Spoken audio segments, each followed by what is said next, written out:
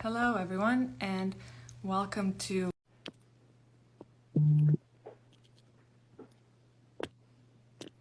I'm inviting our guests to join us. Hi. Okay, Hi, Florence. Hello. Hi. Welcome. I'm just gonna turn this comments off, and I'm gonna turn the waves off just because we're gonna put this on YouTube afterwards, so that it's not distracting to our audiences. You can still type if you would like. Okay. Hi, and welcome to 8th episode of Good Talk, New Lines Magazine's Instagram Live series of conversations. My name is Riada Akyol. I'm so happy to be joined by Florence Williams, a journalist, author, and podcaster today. She's a contributing editor at Outside Magazine, a freelance writer at New York Times, Washington Post, National Geographic, and many other publications. Her work focuses on environment, health, and science. And she's the author of several books, one about breasts and a natural and unnatural history, The Nature Fix, and Heartbreak, a personal and scientific journey, which she shall tell us about today. And I'm happy that you are joining us. Welcome. How are you today, Florence? I'm great. Thank you for having me. Nice to be here. Of course. I love reading your book, and I learned so much about what you also tell us is kind of under-examined study or topic of study until you put it together for us. I hope that it will help our audience and to learn and intrigue them. But tell us, you start your book actually by cursing alone in the wilderness and during a trip in Utah, and then you're talking about that was just one moment of many small and giant mistakes that you had made, and then slowly you kind of introduce your story of the bigger context and what had happened a year and a half ago. And as you write in your book, the details of what finally drove you and your husband at that point don't matter, but can we try to give a little bit of context to our audiences of what had happened? Yeah, sure. So I met the man who would be my husband when I was 18 years old, and we dated for 7 years. Then we got married, and we were together for 25 years. Mm-hmm. So there I was, 50 years old, when basically he decided he didn't want to be married to me anymore. And his sort of affections, I guess you could say, were elsewhere. I thought that we could pick up the pieces and try to work things out and put things back together, but that wasn't really his choice. So it was really heartbreaking. It was really hard for me. Getting divorced would not have been my first choice. And so there I was, for the first time in my adult life, single, alone, freaked out about the future. And I had a lot of healing to do, a lot of figuring out to do. And then, the science journalist in me was really kind of fascinated and also really concerned by how my body started registering that kind of emotional distress. Yeah, and you tell us, like so many other people probably still do, you're right that you were kind of dismissing the portrayals of heartbreak in popular culture or literature, or even by your friends, and you say that you thought of them as overwrought. But then circumstances made you, well, you experienced it, and you actually describe it quite vividly. Can you tell us how it felt? And many of us have been through heartbreak, but actually you say you felt like you'd been axed in heart, right? What were the immediate impacts on your health? Yeah. Well, I mean, so right away there was this feeling of being sort of shocked and stunned. Even though maybe I shouldn't have been so surprised, I felt like I was surprised anyway. Mhm. And so there was this feeling of shock. And that feels like a big, sudden sort of pit in the stomach. It Mhm. registers in a way that your nervous system gets really amped up because Mhm. all of a sudden you feel like you are alone. You Mhm. feel like you've been abandoned. In some ways your body doesn't really make the distinction between being rejected in love and Mhm. being kind of abandoned out in the jungle by yourself. And so you go onto high alert. You feel like physically imperiled. And so for me, I sort of described it as I felt like I'd been plugged into a faulty electrical socket. Mhm. I just felt super just like alert and kind of freaked out, and I couldn't sleep, and I lost a ton of weight.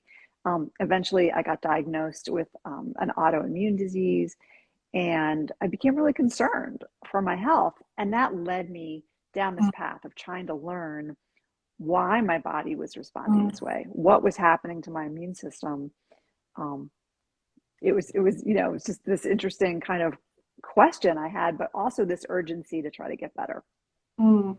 So yeah, and so it was not necessarily a moment that made you realize that this quest of personal of yours is turning into a project. Like you talk about a moment when you met Helen Fisher in Aspen, who is a biological anthropologist who studied these neurotransmitters and who actually wrote a couple of books about love.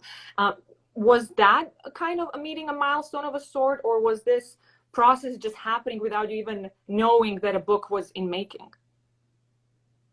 Well, I had been working at the time on a podcast about how being in nature can help you if you're going through some kind of hard time. Mm-hmm. And so I was just, traveling around everywhere with my tape recorder. My marriage was falling apart. I found out that Helen Fisher was going to be in Aspen at the same conference that I was speaking at. So I reached out to her. She writes a lot. She's a biological anthropologist. She writes a lot about what happens to our brains when we fall in love. And I Mm-hmm. thought, well, maybe she can tell me what's happening to my brain, when I've been rejected in love, what happens on the other side. And she said, sure, come on over. I'll tell you everything I know. And she couldn't have been nicer. She was incredibly warm. She's like 20 years older than I am, and she's very maternal. And she said, I can tell you exactly what's happening to your brain. And I can tell you why you're not sleeping, and I can tell you why you're not eating. And after that, and she told me about the parts of the brain too that are registering this kind of rejection and grief and loss. And Wow. after that conversation, I was like, I think that there's a book here. I think there's maybe a project here, because we hear so much about what it's like to fall in love, but we Mhm. don't hear a lot about what it's like to kind of fall out the other side. No, absolutely. And I was thinking about my own past heartbreaks and how we always think that it's an individual thing, or that, oh, because I'm romantic, I'm suffering more, or there are other people who go through it differently. And you tell us a little bit, and you can tell us a little bit later about what maybe traits can help us to go through this process a little bit better, I guess, or smoother. But so besides those health, troubles that you've gone through, what do the recent discoveries tell us about this pain? How can this romantic heartbreak be both physical and cause complex emotional trauma? Yeah, I mean, it's interesting. You say, we all sort of go through heartbreak eventually, but it's actually fairly rare in our lifetimes. I mean, we might go through a big heartbreak a couple of times in our Yeah. lives. So while it's universal, when it's actually happening to us, it feels very kind of singular. It feels lonely. We don't Tragic. necessarily have our best friends going through it at the same time. And so it's part of that loneliness that I think is driving a lot of the nervous system response. And we know that people who feel lonely, and also now compounded by feeling rejected often, Mhm. feeling abandoned, these things really change our cells. And I Wow. found this to be really fascinating. I mean, we Absolutely. have cells in our bodies, especially cells in our immune system, that are listening for our social state. They're listening to find out if we feel safe, if we feel like we're well loved and surrounded by people who can, help us out if we need it, or if we feel like we're kind of on our own, Mhm. stumbling through the forest. And when that happens, your immune system actually changes, and it puts out more blood cells uh, that are getting prepared to fight predators or to fight a flesh wound. So basically your body puts out more inflammation because it's preparing to sort of be on its own and get maybe bacterial infections. But at the same time, it's down regulating transcription factors and genes that fight viruses, because viruses are spread in groups. And in Mhm. fact, during the pandemic, we actually need our immune system to be ready to fight viruses. We're Mhm. not necessarily literally alone. Mhm. We're just and in fact we don't want the inflammation, right? That's going to last for weeks and weeks and months and months. And we know from the research that people who go through a big divorce, and presumably go through another kind of big heartbreak, those people are more likely to get sick. they actually are 26% more likely to die early. They Wow. are something like 40% more likely to get depressed. And we know that these emotional states then drive actual changes in their physical health. So it's really important to understand this and try to make it better. Yeah, absolutely. And it's on one hand, it kind of shows how all of us are the same in terms of the changes that we may experience, but also you do tell us that men and women, as we learned from your book, feel the emotions of heartbreak differently, and that they sometimes, if not always, even express their pain differently. I thought that was so important to understand and maybe allow us to think in some uncomfortable ways about the potential results and consequences in terms of violence against women as well, right? Yeah, yeah. Well, both men and women get sad after heartbreak. They're both more likely to get depressed. They're both likely to feel lonely. But there are some subtle differences on average. Women sometimes tend to reach out to their friends more, and they may be better at kind of seeking some help and some social support. But they also are still likely to kind of make bad choices about taking drugs or drinking too much or, kind of acting out because we lose some of our judgment and self-regulation when we're freaked out and anxious and upset. But men are more likely to get angry and rageful and want to sometimes take that rage out on their partners who have rejected them. So we see, partner violence is often, driven by some kind of rejection. And in fact, it's really tragic. It's a major source of homicide of women is their Wow. partners, hurting them. And you already mentioned such an important new aspect, both of studies within psychology in terms of social rejection and social exclusion and just loneliness, as you said, and the Mm. consequence of that, and what it the big part of this experience. And while I was preparing, I was reminded by one essay that we at New Lines magazine published in May 2021, which was called "The Invisible Lines That Break Our Hearts," and it was by a Mm. London-based journalist, Anna Lekas Miller, who was talking about the pandemic and how and all the other troubles that she was going with her partner, who became her husband at the time, in terms of borders, how they were separated among across countries, and how they were thinking about how they can overcome those challenges and whether the choices they could make, but just the idea of different kinds of heartbreaks or causes of heartbreaks that could come and cause harm in ways that we don't necessarily think, in terms of borders as well, and separations of that sort too. So Yeah, that's right. right. Yeah, I mean, there was tremendous amount of loneliness, throughout the pandemic, a lot of social isolation, and then just a lot of just feeling disconnected from the things that normally bring us comfort, right? We couldn't even hear live music and we couldn't necessarily go to museums and do the things that make us feel kind of more connected to each other as a society. But also our very close family members. Sometimes we didn't see our parents. We were really concerned, especially if we had younger kids who, couldn't get vaccinated. So lots of reasons to feel lonely during the pandemic. And I became very interested in sort of the lessons that I learned from heartbreak and how they could pertain, to these other more general feelings of grief, and anxiety and loneliness. I think often, when we think about the stages of grief, there's sort of anger, there's denial, there's eventually acceptance. But one of the stages that's kind of been proposed as a sixth stage that's not really talked about very much is this stage of anxiety. Like you really don't know what the future looks like. And what you thought was your secure future is no longer there. And that's very much true, through the pandemic, as well as through whatever sort of personal crises and shifts were going on in our personal lives. And so I became very interested in kind of the antidotes to loneliness, and the antidotes to anxiety, because I felt like we have to figure this out or we're just going to get sicker, as well as being sort of less mentally healthy. So so that kind of led the course of my next 2 years of reporting. It was like, what can I do to try to feel better? And what kinds of lessons can I provide for other people as well? Yeah, thank you for that. And it was just incredible for me to also find out how, as you said, divorce in terms of stressful events ranks just under death. And that was, I Yeah. mean, it's stunning. And I feel like people also don't know about it in terms of sometimes the stigma that people who are going through this kind of heartbreak may be going through, and the dismissal of those feelings, both psychological and physical, that they might be going through. So it's important to kind of almost raise awareness about this as well. We have friends or family who have been Yeah. going through this without even us being aware of the science behind it, as you described it, right? Yeah. So Yeah. what is it you found out that that kind of maybe a trait in individuals that maybe helps through the work of Dr. Paula Williams, or what is it that make Yeah. kind of help recover from stressful events better?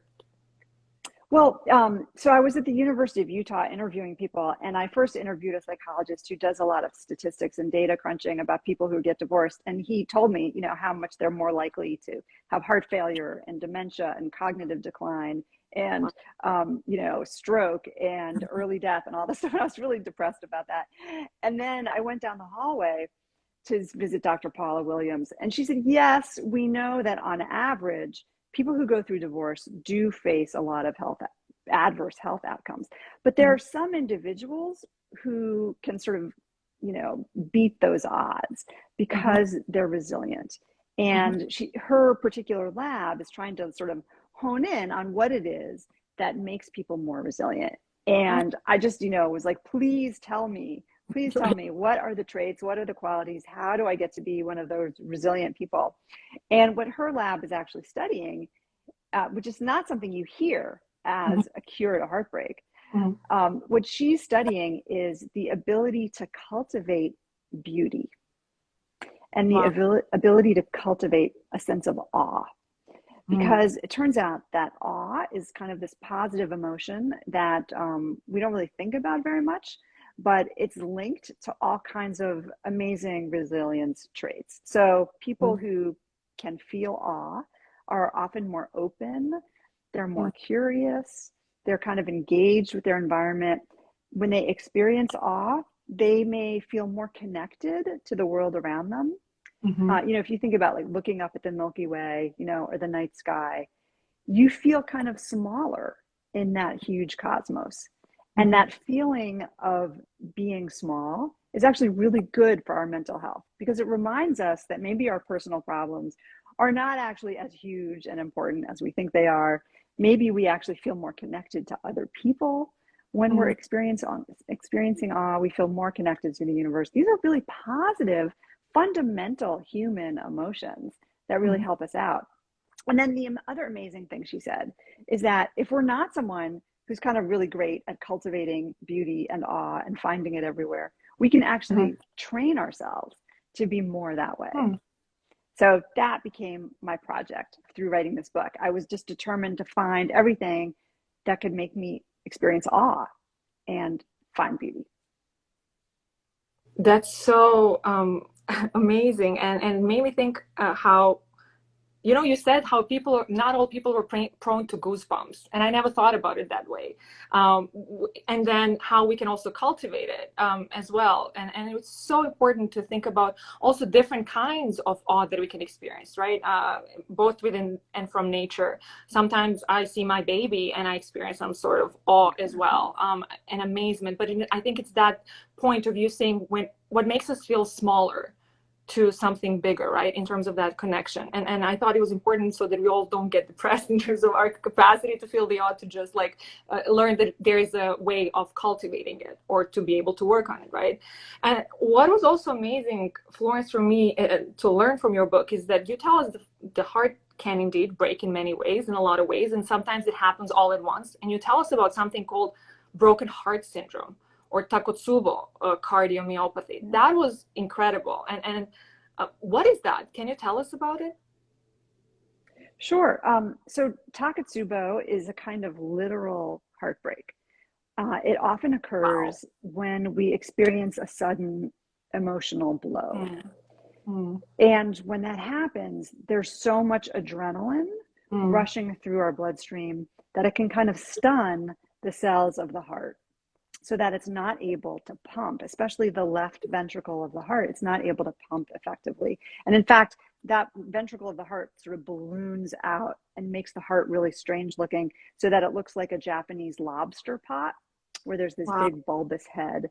And that's the word taketsubo, comes from Japanese for lobster pot. And so people Wow. feel the shortness of breath, their blood is not pumping through their heart. They go to the hospital and they look like they're having a classic heart attack, in which case an artery is blocked. That's like the typical heart attack. But in fact, if their brain is imaged and there are certain biomarkers you can look for, their arteries are fine. It's not a problem with their arteries. It's because of this emotional shock that is causing their heart to not pump properly. And about 5% of people with this will die, Mm-hmm. right there. Another 20% will go on to have kind of, a higher risk of heart failure later on. Most people will recover. And it looks like actually estrogen is something that protects our heart cells from that onslaught of adrenaline.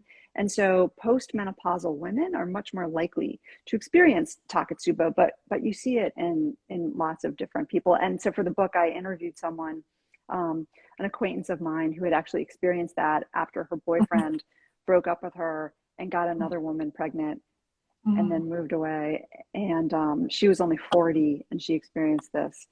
So yeah, it's a real thing.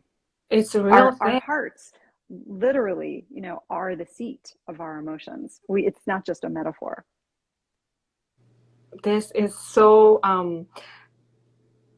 scary and amazing and beautiful at the same time, how fragile we are.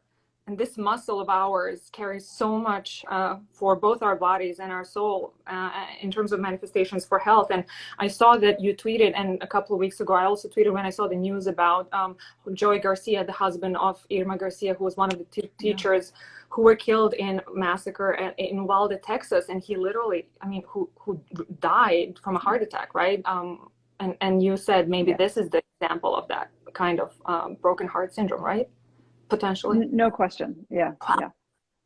Yeah. So we have to be careful about, I mean, but also we can't. I mean, like, once you're in love, you are prone to all these risks. And so I do wonder, what happens to those people for whom you write, quote, grief becomes a long-term disabling force. And you mentioned bereavement disorder and work of Zoe Donaldson. And also what I think personally is kind of still understandable controversy around this idea of the diagnosis after 6 or 12 months of this acute grief. Can you tell us a little bit about what you found and wrote about in your book about this long-term grief? Yeah. Well, it's especially been studied, this idea of complicated grief in people who lose a life partner to death. Mm-hmm. And typically, the sort of diagnosticians will say that if you're still really sort of grieving to the point where your life isn't functioning very well after about 12 months, that's considered complicated grief. And that's it's kind of considered a pathology, and you need to go see a therapist and you need to do all this stuff. And it's true that with heartbreak as well, there are some people who just take a really, really, really long time to get over it. And their bodies also take a long time to sort of recover to baseline health. And so there are researchers who are studying complicated grief, trying to figure out if maybe there are ways to treat these people for whom it is pathological and it inhibits their sort of basic functioning. But I also think it's important to recognize that there shouldn't be really a standard timeline, because grief is different for everyone and heartbreak is different for everyone. And in fact, some of the studies looking at health effects after divorce show that it takes up to 4 years for your body to actually return to baseline. That's an incredibly long time. When I heard that, I was so upset because I thought, well, it should take a year and then I should be completely myself and completely, happy and ready to go. And in fact, for most of us, it takes longer than that. And to even expect that there is this sort of resolution in which you never think about that person anymore and you're never sad anymore. And, no, your heartbreak, those scars become a part of you. They become part of who you are.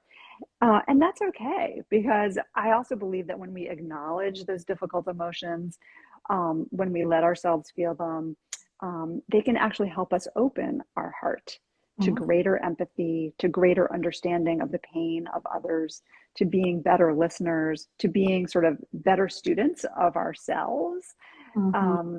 you know, in ways that can actually make us realize that when there's also pain, there's also joy. And when you allow yourself to have this full range of life experience and emotion, there's a lot of beauty in that. And there's a lot of vitality. You know, that's our full human selves. So I think to deny it is a problem. But I also think that you want to pay attention to trying to work through it sooner rather than later, because you don't want to get sick on top of being heartbroken. Yeah, yeah, because we're speaking about this supposed time frame, but so much can happen within those few years of Yeah. supposedly healing from heartbreak, and permanent damage for some people. So Yeah. it's you know, there was an article that I read a couple of weeks ago, but then I thought about it in New York Times, published it in March 21, that's called "Prolonged Grief is Declared a Mental Disorder," precisely about what you spoke about in your Yeah. book. And the readers responded quite, like they were very opposed to this idea of declaring it as a disorder. Some said that it was stigmatizing. Others said, like you mentioned, that it's a very individual process that should be natural, and that it's very complex.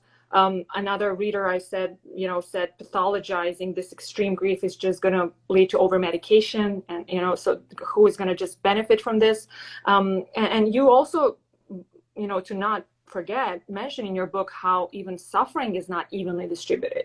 Things that lead to this sort of heartbreaks as well. So it's a very complicated picture, and I assume some people might want to ask for some sort of medication, others might not. I think this is a thing that will be very talked about in the years ahead. So that's why your science that you compiled is so important.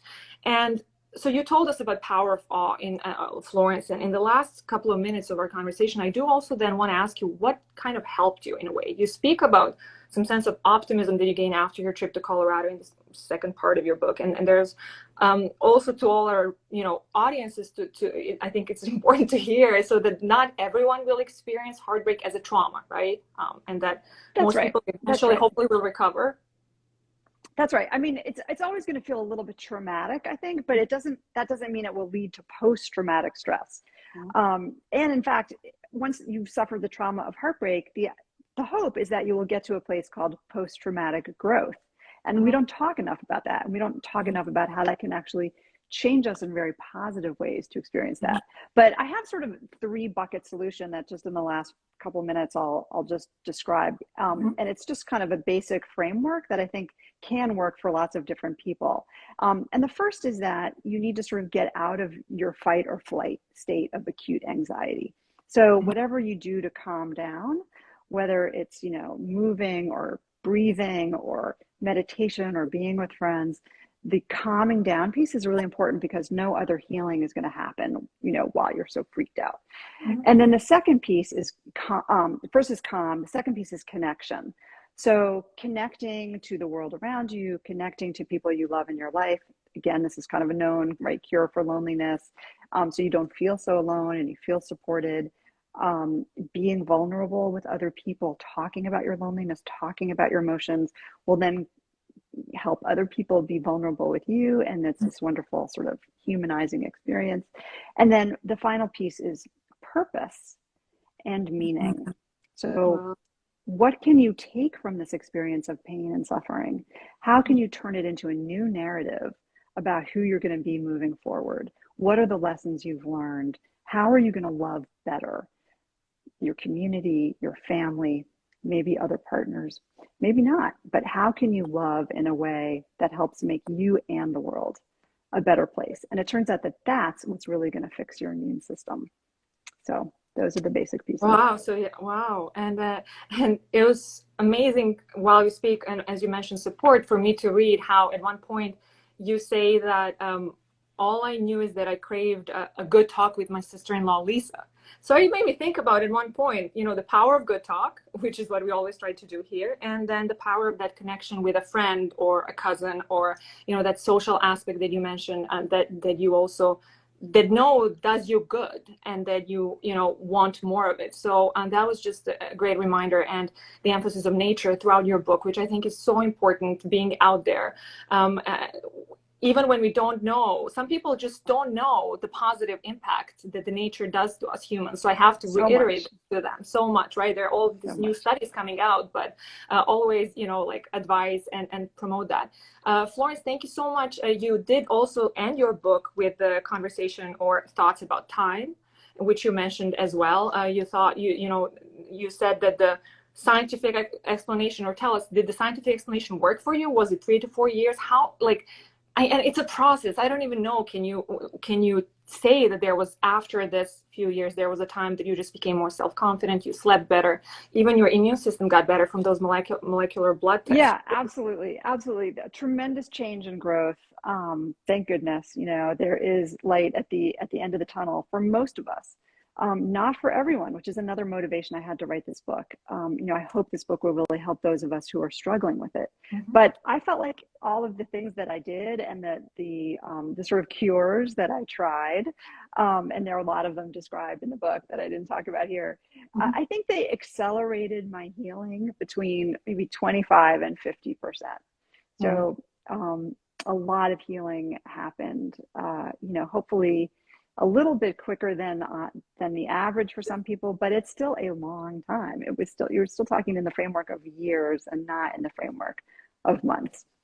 Wow. Well, for all those who want to read more or even listen, because Apple Books said that it's, I mean, announced it's one of the best audiobooks so far. What a great recognition. Thank you so much. I really, truly enjoy this. And now I think of myself, I always thought of myself as romantic, but now I see I'm just a human who just goes through some processes that are just natural for all of us. And maybe this book will provide some wonderful lessons for people to cope better with it. I appreciate your time. I wish you so much success and looking forward to following your work. Thank you so much for joining Good Talk, Florence. Thank you so much for having me. Really appreciate it. Have a good day, You everyone. And too. this will be posted on YouTube next week. Stay tuned. Bye.